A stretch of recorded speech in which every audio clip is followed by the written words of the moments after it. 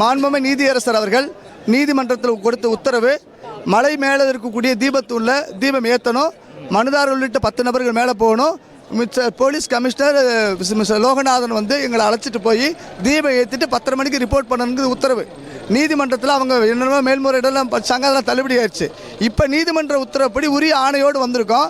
நாங்கள் வந்து மேலே அலோவ் பண்ண மாட்டேங்குன்னு போலீஸ் சொல்லியிருக்கிறாங்க.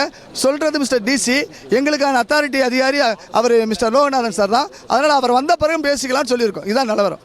இல்லை, நாங்கள் வந்து கோர்ட்டோட ஆர்டரை தமிழ்நாடு போலீஸ் வந்து திட்டமிட்டு ஒபே பண்ண மாட்டுறாங்க. கமிஷனர் வந்து வரணும்னு கேட்டிருக்கோம். ஏன்னா with the presence of commissioner தான் ஹைகோர்ட் ஆர்டர் போட்டிருக்காங்க. இது தமிழ்நாடு போலீஸ் ஏன் இந்தளவுக்கு அராஜகம் பண்ணுறாங்கன்னு தெரியல. கோர்ட்டோட ஆர்டரை கொஞ்சம் கூட ஒபே பண்ணலை. அடுத்தது இனிமேல் நாளைக்கு காலையில் 10:30 மணிக்கு கோர்ட்டில் அவங்க என்ன பண்ணுறாங்களோ பண்ணட்டும். பட் நாங்கள் வந்து கமிஷனர் வரட்டும்னு வெயிட் பண்ணுறோம். போலீஸ் சைடு வந்து நாங்கள் அந்த ஆர்டருக்கு மேலே அப்பீல் போகிறோன்றாங்க.